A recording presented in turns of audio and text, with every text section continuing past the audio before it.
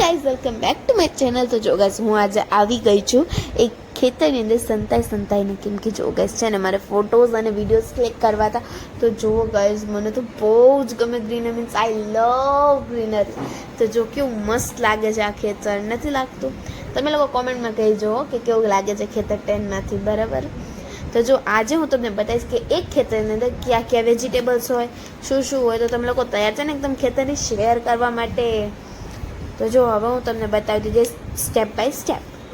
તો આ છે તુવેર અને ચોળીના પ્લાન્ટ્સ, પછી આ છે ઘીસોડાનું પ્લાન્ટ, જો અહીંયા છે, પછી આ છે કરેલા, કરેલાનું છે આ,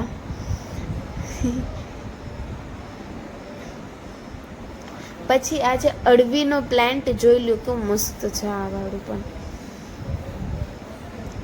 જો ગાઈઝ। પછી છે ને હું આવી ગઈ છું અહીંયા રીંગણા અને મરચીના પ્લાન્ટ્સ જોવા માટે।